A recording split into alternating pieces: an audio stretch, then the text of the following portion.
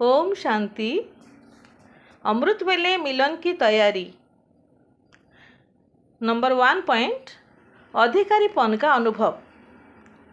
सभी सुबह को उठते ही गुड मॉर्निंग करते हो, याद में बैठते हो। रोज अमृत वेले उठते ही पहला याद में बैठना। अमृत वेला हुआ, आँख खुली और सेकंड में जंप लगाकर बाप के साथ बैठ जाओ। साथ के कारण जो बाप के खजाने सो आपके खजाने अनुभव करेंगे। नॉलेज के आधार पर नहीं, लेकिन प्राप्ति के आधार पर। अधिकार के तखत पर बैठे हुए होने के कारण अधिकारपन का अनुभव होगा। तो बाप खुदादोस्त के रूप में अधिकार का तखत ऑफर कर रहे हैं। उठो और तखत पर बैठ जाओ। थोड़े समय के अधिकार के तखत निवासी होने से जो भी चाहो वह बन सकते हो। जैसे हद के राजा थोड़े समय की राजाई से क्या अधिकार में नहीं कर लेते हैं। अब बेहद तखत नसीन इस गोल्डन समय पर वर्तमान समय सहज ही अपनी गोल्डन एज स्थिति बना सकते हो और भविष्य गोल्डन एज दुनिया में श्रेष्ठ पद प्राप्त कर सकते हो। समझा? सहज पुरुषार्थ का समय और सहज साधन। पॉइंट नंबर 2, आत्मा अभिमानी स्थिति और बाबा के साथ संबंध। सदा उठते ही पहले बाप से मीठी मीठी बातें करना। आँख खुलते ही पहला परिवर्तन यह करो कि मैं शरीर नहीं आत्मा हूँ। पहले सेकंड के पहले संकल्प से जब आप जागते हो तो यह पहला संकल्प ही सारे दिन का आधार है। यदि पहले संकल्प के परिवर्तन में सफल नहीं हुए तो सो कल्याण व विश्व कल्याण के कार्यों में भी सफल नहीं होंगे। परिवर्तन शक्ति को अमृत वेले से शुरू करना चाहिए। सृष्टि चक्र के आदिकाल से जैसे ब्रह्मलोक से आत्माएं पाठ बजाने के लिए आती है, ठीक इसी तरह अमृत वेला शुरू होना चाहिए। इस समय आँख खुलते ही पहला संकल्प यही होना चाहिए कि मैं आत्मा बाप से मिलन मनाने आई हूँ। यह शक्तिशाली संकल्प श्रेष्ठ संकल्प, बोल और कर्म का आधार बन जाएगा।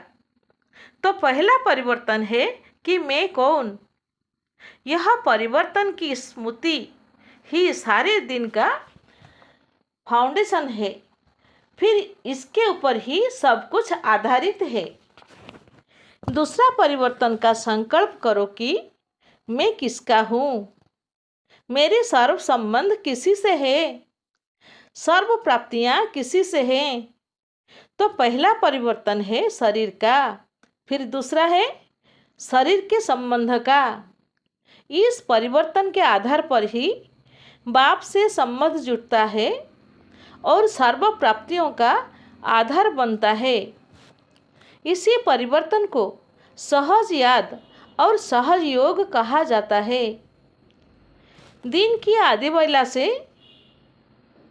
ही परिवर्तन शक्ति के आधार पर आप अधिकारी बन सकते हो। पॉइंट नंबर 3, उठते ही संकल्प करो मैं फरिश्ता हूँ। अमृत वेले उठते ही स्मृति में लाओ मैं कौन, फरिश्ता हूँ। संकल्प तो करते हो और चाहते भी हो, फिर भी जब अपनी रिजल्ट देखते हो व लिख करके भी देते हो तो मेजॉरिटी कहते हैं कि जितना चाहते हैं उतना नहीं हुआ। 50% हुआ, 60% हुआ। डबल विदेशी या भारत वाले अगर परसेंटेज के बिना फुल पास हो गए तो ब्रह्मा बाबा पता है क्या करेगा? शाबाश देंगे। बस सिर्फ शाबाश दे देगा। और क्या करेगा? रोज अमृत वेले अपनी बाहों में समा लेगा। आपको महसूसता होगी, क्योंकि ब्रह्मा बाबा का बच्चों के साथ बहुत प्यार है ना। तो अमृत वेले भाकी मिलेगी और सारा दिन क्या मिलेगा? जैसे चित्रों में दिखाते हैं ना कि जब तूफान आया, पानी बढ़ गया तो साफ छत्रछाया बन गया। उन्होंने तो श्री कृष्ण के लिए स्थूल बात दिखा दी है, लेकिन वास्तव में ये है रूहानी बात। तो जो फरिश्ता बनेगा, उसके सामने अगर कोई भी परिस्थिति आई या कोई भी विघ्न आया, तो बाप स्वयं आपकी छत्रछाया बन जाएंगे। करके देखो, क्योंकि ऐसे ही बाप दादा नहीं कहते हैं। पॉइंट नंबर 4, उठते ही समान भव का वरदान लो। ब्राह्मणों का पहला संकल्प कौन सा है? उस समय कौन सी स्टेज होती है? बाप समान स्थिति में स्थित हो सकते हो। आंख खोलते कौन सा संकल्प आता है? बाप के सिवाय और कोई दिखाई देता है?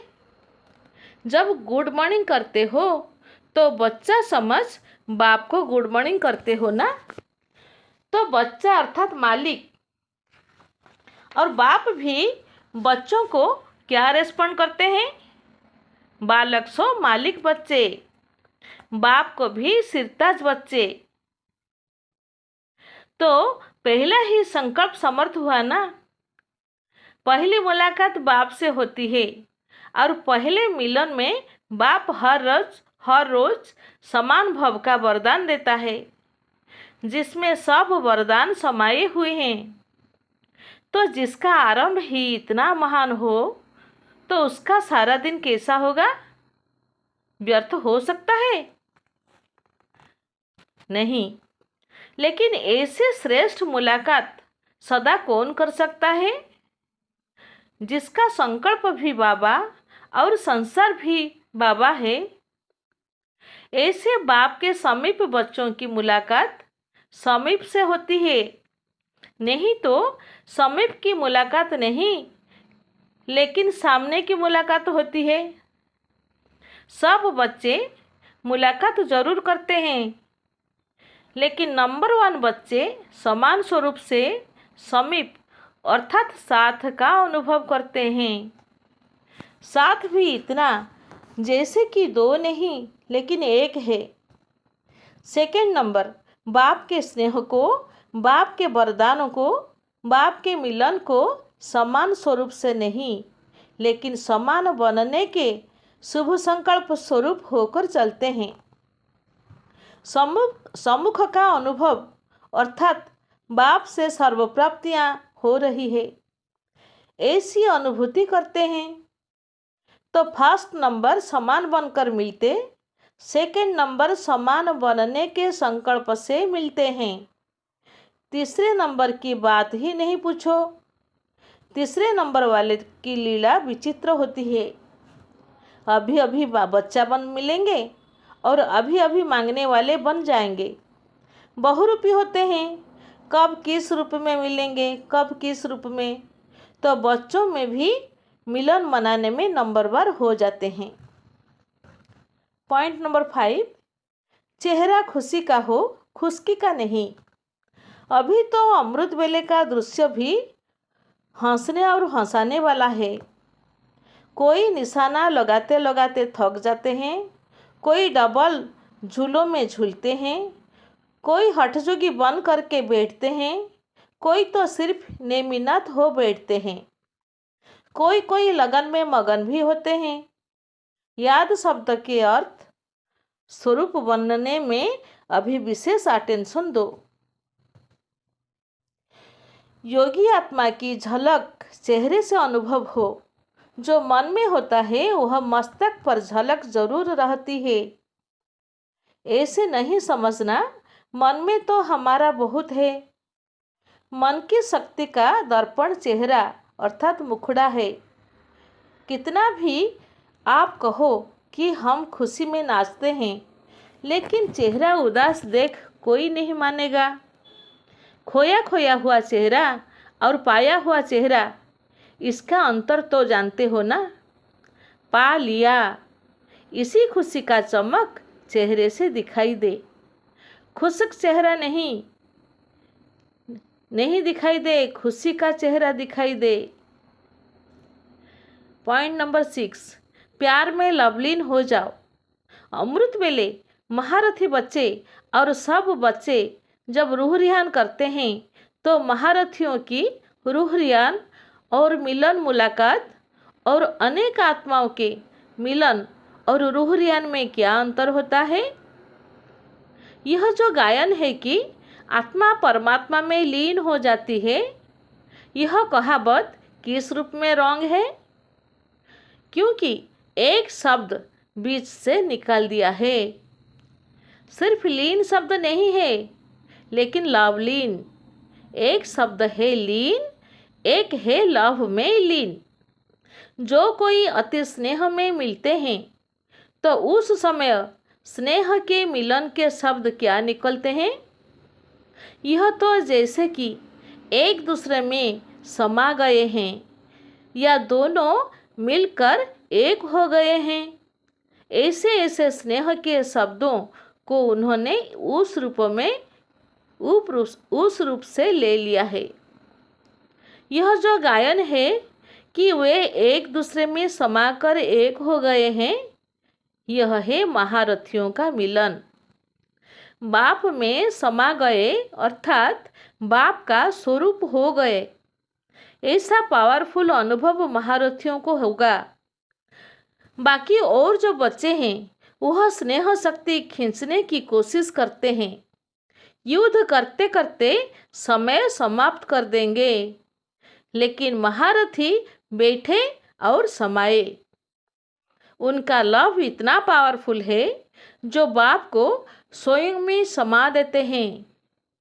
बाप और बच्चा समान स्वरूप की स्टेज पर होंगे। जैसे बाप निराकार वैसे बच्चा, जैसे बाप के गुण वैसे महारथी बच्चों के भी समान गुण होंगे। मास्टर हो गए ना, तो महारथी बच्चों का मिलन अर्थात लवलीन होना, बाप में समा जाना अर्थात समान स्वरूप का अनुभव करना। उस समय बाप और महारथी बच्चों के स्वरूप और गुण में अंतर नहीं अनुभव करेंगे। साकार होते हुए भी निराकार स्वरूप के लव में खोए रहते हैं, तो स्वरूप भी समान हो गया ना। अर्थात अपना निराकारी स्वरूप प्रैक्टिकल स्मृति में रहता है। जब स्वरूप बाप समान है तो गुण भी बाप समान। इसीलिए महारथियों का मिलन अर्थात बाप में समा जाना। जैसे नदी सागर में समाकर सागर स्वरूप हो जाती है, अर्थात बाप के गुण स्वयं में अनुभव होते हैं। जो ब्रह्मा का अनुभव साकार में था वह महारथियों का भी होगा। ऐसे अनुभव होता है। यह है सागर में समा जाना अर्थात स्वयं को संपूर्ण स्टेज का अनुभव करना। यह अनुभव अब ज़्यादा होना चाहिए। हर संकल्प से वरदानी नज़र से निहाल करने वाले बाप दादा हर बच्चे की समीपता को देखते हैं। समीप अर्थात समा जाना। अमृत वेले का टाइम विशेष ऐसा पावरफुल अनुभव करने का है। ऐसे अनुभव का प्रभाव सारा दिन चलेगा। जो अति प्यारी वस्तु होती है वह सदा समाई हुई रहती है। यह है महारथियों का मिलन अमृत वेले का। बाप दादा भी चेक करते हैं कौन कौन कितना समीप है। जैसे मंदिर का पर्दा खुलता है दर्शन करने के लिए, वैसे अमृत वेले की सीन भी होता है पहले मिलन मनाने की। हर बच्चा अमृत वेले मिलन मनाने के लिए फर्स्ट नंबर मिलन मनाने की दौड़ लगाने में तत्पर होता है। बाप चकमक चुंबक है ना, तो ऑटोमेटिकली जो स्वयं स्वच्छ होते हैं वह समीप आते हैं। बाहर की रीति से चाहे कोई कितना भी प्रयत्न करे, लेकिन चुंबक की तरफ समाने वाली स्वच्छ आत्माएं ही होती है। ओम शांति।